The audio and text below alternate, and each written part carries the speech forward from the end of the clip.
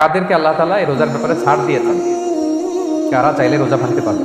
এই ফরজ রোজার ব্যাপারে কেউ কেউ কেউ আছে তারা ছাড় পায়, তারা কারা, হু আর দে, এটা আমরা আগে একটু শুনি।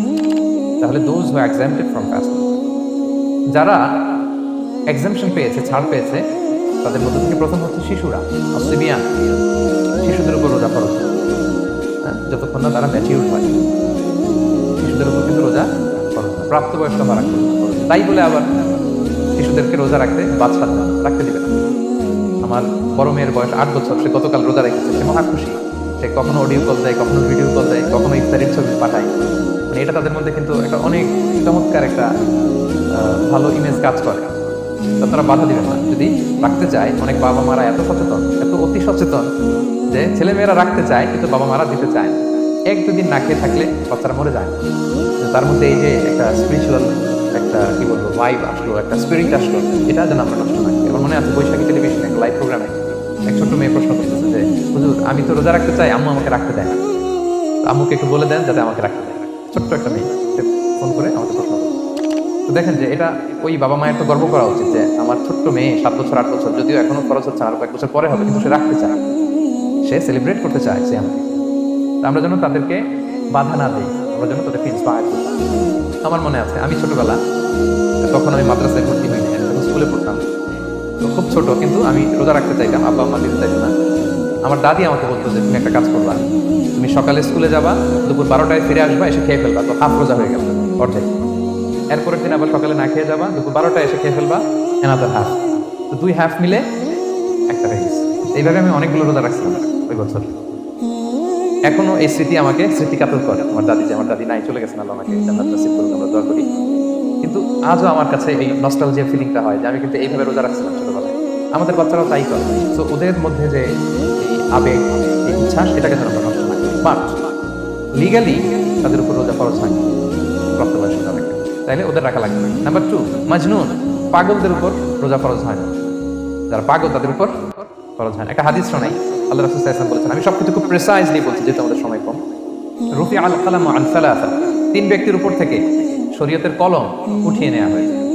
আনিন নাইমি হাত্তা ইয়াস্তাইকিযা, ঘুমন্ত ব্যক্তি যতক্ষণ না সে জাগে। ঘুমের মধ্যে আপনারা কেউ বকা দিয়ে ফেলে আপনি মাইন্ড করতে পারবেন না, ঘুমাইছে, কাকে বকা দিয়েছে কি করছে সে জানেই না। ঘুমন্ত ব্যক্তির উপর থেকে শরীয়তের কলম উঠিয়ে নেওয়া হয়েছে। আনি সাবিহি হাত্তা ইয়াহতালিম, শিশু যতক্ষণ না সে প্রাপ্তবয়স্ক হয়। ওয়া আনিল মাজনুনি হাত্তা ইয়াকিলা, পাগল যতক্ষণ না সে সুস্থ হয়। এই 3 শ্রেণীর ব্যক্তি থেকে শরীয়তের কলম উঠিয়ে নেওয়া হয়েছে। বুঝতে পেরেছেন? 3 নাম্বার হচ্ছে মারিদ, আপনি যদি খুব অসুস্থ হন তাহলে আপনি রোজা ভাঙতে পারবেন, যেটা আমরা ওই যে ইন্ট্রোডাক্টরি ডিসকাশনে বলেছি যে অসুস্থ হলে আপনি রোজা ভাঙতে পারবেন। 4 নম্বরে হচ্ছে মুসাফির, ট্রাভেলার, যদি আপনি লম্বা সফর করেন আপনি রোজা ভাঙতে পারবেন। এটা ন্যূনতম সীমা হচ্ছে 48 মাইল। তাই বলে কেএল থেকে পেনাং যাচ্ছেন আর রোজা ভেঙে ফেলবেন, এটা করা যাবে না। এখানে যদি আপনার সফরের পেরেশানি থাকে, খুব কষ্ট, তাহলে আপনি সুযোগটা নিতে পারবেন। কিন্তু আল্লাহ বলেছেন ওয়া আন তাসুমু খায়রুল লাকুম ইন কুনতুম তা'লামুন, যদি তোমরা রোজা রাখো এটাই তোমাদের জন্য কল্যাণ, যদিও আমি ফ্লেক্সিবিলিটি দিয়েছি। তো রাসূল সাল্লাল্লাহু আলাইহি ওয়াসাল্লামের সময় দেখা যেত যে মক্কা থেকে মদিনা, মদিনা থেকে তায়েফ যেতে প্রচন্ড গরমের মধ্যে ওনারা উট দিয়ে মরুভূমির উপর দিয়ে যেত। ওই পরিস্থিতি কিন্তু আমাদের নেই। কিন্তু যদি আপনার লম্বা সফর হয়, লেটস সে আপনি কেএল থেকে নিউ ইয়র্কে ফ্লাই করছেন, সফরের অনেক পেরেশানি, অনেক সময় হয়তো খেতে পারছেন না, আপনি চাইলে ফ্লেক্সিবিলিটি নিতে পারবেন। অসুস্থতা আর সফরে থাকলে আপনি রোজা ভাঙতে পারবেন, তবে ফাইদাতুম মিন আইয়ামিন উখরা, অন্য সময় এটা গুনে গুনে রাখতে হবে। 5টা যদি ভাঙা যায় পরে 5টা কাজা করতে। পয়েন্টটা কি সবার কাছে ক্লিয়ার? সফরে যে রাসূল সাল্লাল্লাহু আলাইহি ওয়াসাল্লাম রমাদানে রোজা ভেঙেছে, এটার একটা দলিল বলি। আপনারা মক্কা বিজয়ের নাম শুনেছেন না? রাসূল সাল্লাল্লাহু আলাইহি ওয়াসাল্লাম হিজরত করলেন, পরে আবার বিজয় করলেন। এই মক্কা বিজয় কত হিজরিতে হয়েছে কে বলতে পারবেন? হ্যাঁ, হিজরি বলেন তো দেখি। 8ম হিজরি, মাশাআল্লাহ। 8ম হিজরিতে রাসূল সাল্লাল্লাহু আলাইহি ওয়াসাল্লাম যখন মক্কা বিজয় করতে যান, এটা কোন মাস ছিল জানেন? হ্যাঁ, রমাদান মাস। রমাদানের 20 তারিখে মক্কা বিজয় হয়েছে, 20 রমাদান। রাসূল সাল্লাল্লাহু আলাইহি ওয়াসাল্লাম মদিনা থেকে মক্কায় যাচ্ছেন বিশাল বাহিনী নিয়ে। মক্কায় পৌঁছতে আরো 90 কিলোমিটার বাকি। আল কাদিদ নামে একটা জায়গা আছে, সহিহ বুখারীর বর্ণনা। ওই কাদিদ নামক জায়গায় রমাদানে রাসূল সাল্লাল্লাহু আলাইহি ওয়াসাল্লাম রোজা ভেঙেছিলেন, উটের উপর বসে ঢকঢক করে পানি খেয়েছিলেন, যাতে সবাই দেখে। কারণ সবাই ভাববে রমাদানের রোজা রাখবো কি রাখবো না, সবাই আলাদা করে বলতে অনেক সময় লাগবে। রাসূল সাল্লাল্লাহু আলাইহি ওয়াসাল্লাম একটা উঁচু জায়গায় সবাইকে দেখে উটের উপর পানি খেয়ে ফেলেন। বলে রাসূলের দেখা দেখি সব সাহাবারা পানি খেয়ে রোজা ভেঙে ফেললো। এটা কোন মাস ছিল? সবাই বলতে হবে কোন মাস? সফরে ছিলেন, ফলে তিনি রোজা ভেঙেছেন। দলিল পাইছেন? হ্যাঁ, সংক্ষেপ করে দিচ্ছি। লম্বা কথা ভেঙে করে দিয়েছে। আর কোরআনের আয়াত তো শোনালাম আমি ফামান কানা মিনকুম মারিদান আও আলা সাফার ফাইদাতুন মিন আইয়ামিন উখরা, কেউ যদি অসুস্থ হয় কিংবা ট্রাভেল করে তাহলে রোজা ভাঙতে পারবে, তবে গুনে গুনে পরে আদায় করে নিতে হবে। এই যে গুনে গুনে পরে আদায় করে নিতে হয়, এটারে বলে আরবিতে কদা, বাংলায় আমরা যেটাকে কাজা বলে অভ্যস্ত। বাংলা আমরা কি বলি, একটু কথা বলেন আমার সাথে, বাংলায় কি বলি? কাজা বলি। তো আপনি অসুস্থতার কারণে যদি রোজা ভেঙে ফেলেন পরে একটু কাজা করবেন, সফরের কারণে যদি রোজা ভেঙে ফেলেন পরে আপনি কাজা করবেন। 5 নম্বরে যাদেরকে এক্সাম্পশন দেওয়া হয়েছে ওটা আমি আয়াতে বলেছি, আরবিতে তাদেরকে বলে আল হারাম, মানে very old man or women, খুবই বয়োবৃদ্ধ অতিবৃদ্ধ মানুষ, 100 বছর 105 বছর এরকম আমাদের কিছু মুরব্বীরা আছে না, ওনাদেরকে খাবার দিলে খেতে পারে না, কাউকে চিনে না, ওনাদের জীবনের স্বাদ আল্লাহ সব শেষ, বিদায়ের সময়, ওই সময় উনি আর কি রোজা রাখেন, সেজন্য আল্লাহ তাআলা ওনাদেরকে ছাড় দিয়েছেন। অনুরূপভাবে যদি এমন কোনো অসুস্থ হয়, মানে মারিদুন লা ইউরজা শিফাউ, সে যে আবার সুস্থ হবে এই আশা আর নেই, এরকম ডাক্তার অনেক বলে দিচ্ছে যে ক্যান্সারের 3rd স্টেজে চলে আসছে, সে সার্ভাইভ করবে যতদিন কেমোথেরাপি দেওয়া হবে, তো শেষের দিকে সে অনেক অসুস্থ, অনেক ড্রাগস নিতে হয়, ওষুধ খাইতে হয়, তার আর সুস্থ হওয়ার সম্ভাবনা নেই। এই 2 শ্রেণীর লোকদের জন্য ছাড় দেওয়া হয়েছে, তাদের কাজা করা লাগবে না, কারণ কাজা তো করতেই পারবে না। কি বলেন? তারা ফিদিয়া দিবে। কি দিবে বলেন? কি দিবে? ফিদিয়া। ফিদিয়া হচ্ছে প্রত্যেকটা রোজার জন্য একজন মিসকিনকে 2 বেলা করে খাওয়ানো। আই রিপিট, একটা রোজার জন্য একজন মিসকিনকে 2 মিলস, বাস হয়ে গেল। 30টা যদি উনি রাখতে পারে নাই, আপনি একজন মিসকিনকে 30 বেলা 2 মিল খাওয়াতে পারেন, অথবা 30 জনকে 2 বেলা খাওয়াতে পারেন, অথবা 60 জনকে 1 বেলা খাওয়াই দিতে পারেন, অথবা এই পরিমাণ টাকা দিয়ে দিতে পারেন। হিসাবটা সহজ হয়েছে না? লেটস সে মালয়েশিয়াতে একটা রেগুলার মিল নিতে কত লাগে? কত লাগে? ধরেন যে মালাই দোকান বা মামাদের যে দোকানগুলো, একটা নাসি নিলাম, একটা আইয়াম নিলাম, একটা 100+ নিলাম, এই তো একটা প্যাক হয়ে গেছে, কত পড়বে? 10 রিঙ্গিট, রাইট?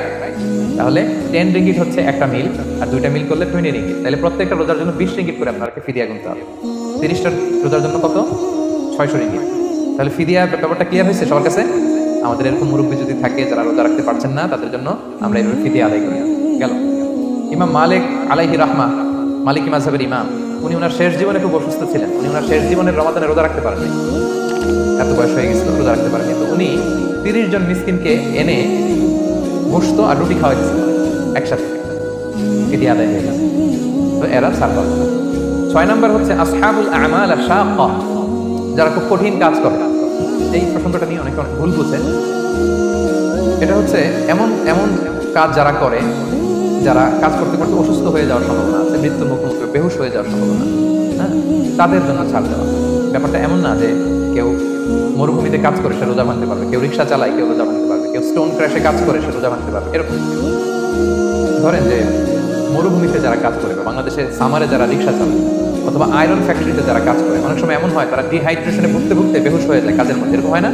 হয়। তাদের জন্য ছাড়, কিন্তু তাদের জন্য রেকমেন্ডেশন হচ্ছে এটা ফরজ ইবাদত, এটা তাদেরকে রাখতেই হবে। হয়তো নাইট শিফটে কাজ করার ট্রাই করবে, অথবা সারা বছর একটু একটু জমিয়ে রোজা রাখার চেষ্টা করবে, কিন্তু রোজা তারা রাখবে, তারা সাহুর খাবে, তারা রোজা রাখা শুরু করবে। কিন্তু মরুভূমিতে কাজ করতে করতে যদি এমন হয় যে সে বেহুশ হয়ে যাচ্ছে, মরার উপক্রম, এই পরিস্থিতিতেও সে রোজা ভাঙতে পারবে না, ইসলাম এতটা কঠিন নয়। পরিস্থিতি যদি এমন হয় তখন সে রোজা ভাঙতে পারবে, পরে সে রোজাগুলো কাজা করে নেবে। আচ্ছা, তো এই জন্য এই সমস্ত লোকদের ব্যাপারে আমাদের একটু সহনশীল হওয়া উচিত। আমাদের যে ওয়ার্কাররা গরমের মধ্যে কনস্ট্রাকশনে কাজ করে, আয়রন ফ্যাক্টরিতে কাজ করে, খুব কঠিন কাজ করে, তাদের কাজের টাইমটা কমায় দেয়া, তাদেরকে সাপোর্ট দেয়া, যাতে তারা রোজা রাখতে পারে। 7 নম্বর হচ্ছে আল হামিল, গর্ভবতী নারী। 8 নম্বর হচ্ছে আল মুরদিআ, ব্রেস্ট ফিডিং মাদার, বাচ্চাকে দুধ খাওয়াচ্ছে যে মায়া, ওনারা রোজা ভাঙতে পারবে। যদি ডক্টর বলে যে আপনি যদি রোজা রাখেন পেটের বাচ্চার সমস্যা, রোজা ভাঙতে পারবে, পরে কাজা করে। অথবা ডক্টর যদি বলে যে আপনি যদি না খান ওকে দুধ আসবে কোথা থেকে, বাচ্চাকে খাওয়াবেন কিভাবে, ডিহাইড্রেশন হবে, রোজা ভাঙতে পারবে। এটার দলিলটা শোনেন, সুনানে আবু দাউদের হাদিস, আল্লাহ রাসূল সাল্লাল্লাহু আলাইহি ওয়াসাল্লাম বলেছেন, ইন্নাল্লাহা আযজা ওয়া জাল্লা ওয়াদাআ আনিল মুসাফিরি শাতরাস সালাহ, আল্লাহ তাআলা মুসাফিরের জন্য নামাজকে অর্ধেক করে দিয়েছেন, কসর। ওয়া সিয়ামা আনিল হামিলি ওয়াল মুরদিআ, আর গর্ভবতী নারী আর দুধ খাওয়াচ্ছে এমন মায়ের জন্য আল্লাহ সিয়ামকে এক্সাম্পশন দিয়ে দিয়েছেন, ছাড় দিয়েছেন, তারা চাইলে রোজা ভাঙতে পারবে। ক্লিয়ার? 9 নম্বর হচ্ছে মেনস্ট্রুয়েশনাল পিরিয়ড যাদের হয়, যে বোনদের পিরিয়ড হচ্ছে মাসিক, রোজা রাখবে না, যতটা ভাঙা গেল পরে আদায় করে নেবে। 10 নম্বর হচ্ছে পোস্টপার্টাম পিরিয়ড, যেটা নিফাস বলে, after birth, baby delivery. Baby ডেলিভারির পরে আমাদের বোনদের যেই পিরিয়ডটা হয় সে সময় ওনারা রোজা রাখবেন, কয়টা ভাঙলো গুনে পরে কাজা করে দেবেন। এবং আম্মা জান আয়েশা রাদিয়াল্লাহু তাআলা আনহা বর্ণনা করেন, কুন্না নাহিদু আলা আহদি রাসূলিল্লাহ, এটা একটা ন্যাচারাল প্রসেস। আমাদের আম্মা জান নবীদের স্ত্রীদেরও এটা হতো। তিনি বলতেন যে আমাদের যখন পিরিয়ড হতো, সুম্মা নাফুর, তারপর যখন আমরা সুস্থ হয়ে যেতাম, ফায়ামুরুনা বিকাদাইস সিয়াম, রাসূলুল্লাহ সাল্লাল্লাহু আলাইহি ওয়াসাল্লাম আমাদেরকে রোজাগুলো কাজা করতে বলতেন। ওয়ালা ইয়ামুরুনা বিকাদাইস সালাহ, নামাজ কাজা করতে বলতেন না। আমাদের বোনরা পিরিয়ডের কারণে যে নামাজগুলো চলে যায় এগুলো কিন্তু করতে হয় না, কিন্তু রোজা যদি ভাঙা হয় সেগুলো কি করতে হয়? রাখতে হয়। একটা মজার হাদিস শোনেন, আমাদের আয়েশা রাদিয়াল্লাহু তাআলা আনহা বলেন যে আমার যে রমজানের ভাঙতি রোজাগুলো ছিল আমি সারা বছর রাখতাম না। আমি হাদিস পড়তে গেলে অনেক সময় লেগে যাবে। সারা বছর আমি রাখতাম না, এটা আমি শাবান মাসে রাখতাম। কোন মাসে? শাবান মাসে। কেন? কারণ রাসূল সাল্লাল্লাহু আলাইহি ওয়াসাল্লাম নিজেও রমাদানের পরে সবচাইতে বেশি নফল রোজা যেই মাসে রাখতেন সেটা হচ্ছে শাবান মাস। এই যে এই মাসের আগে যে মাসটা আমরা কাটায় আসলাম শাবান, এই শাবান মাসের প্রায় পুরো মাসে রাসূল সাল্লাল্লাহু আলাইহি ওয়াসাল্লাম রোজা রাখতেন। আমাদের আয়েশার যে ভাঙতি রোজাগুলো উনি সারা বছর না রেখে ওই সময় রাখতেন, হাজবেন্ড রাখ দুজনেই রোজা দেন। ব্যাপারটা সুন্দর না অনেক? দুজনেই, যেহেতু আমার হাজবেন্ডও রাখতেছে তো আমিও এই টাইমে রাখি। এইভাবে উনি বুদ্ধি করে ওনার রোজাগুলো রেখে দিতেন, উনি শাবান মাসে রাখতেন। কারণ তিনি রাসূল সাল্লাল্লাহু আলাইহি ওয়াসাল্লামের ব্যাপারটা খেয়াল করতেন। এমন হতে পারে যে অন্য মাসে যদি উনি রোজা রাখেন দিনের বেলায়, রাসূল সাল্লাল্লাহু আলাইহি ওয়াসাল্লাম হয়তো আমাদের আয়েশা রাদিয়াল্লাহু তাআলা সঙ্গ পেতে চাইতে পারেন দিনের বেলায়, তো এটা রাসূল সাল্লাল্লাহু আলাইহি ওয়াসাল্লামের জন্য কষ্টকর হবে, আর উনি তো রোজা রেখেছেন। তো উনিও প্ল্যান করে এমন সময় রাখতেন যে সময় রাসূল সাল্লাল্লাহু আলাইহি ওয়াসাল্লাম রোজা রাখতেন, শাবানে রাখতেন। তো আমাদের বোনরা এই কাজটা করতে পারেন, শাবানে আপনারা রাখতে পারেন। এই পয়েন্টটা শেষ। এই লোকেরা রোজা ফরজ হওয়ার পরেও ছাড় পাবে, আর যে সমস্ত ক্ষেত্রে ভাঙতে পারবে তারা পরে এগুলো কাজা করবে। কাজা মানে একটা রোজার জন্য একটা রাখবে, একটার জন্য একটা রাখবে। আর ফিদিয়া মানে কি একজন বলতে পারবেন? বলেন। মাশাআল্লাহ, একটা রোজার জন্য একজন মিসকিনকে 2 বেলা খাওয়ানো, আর 30টা রোজার জন্য 60 বেলা। এই তো হয়ে গেল।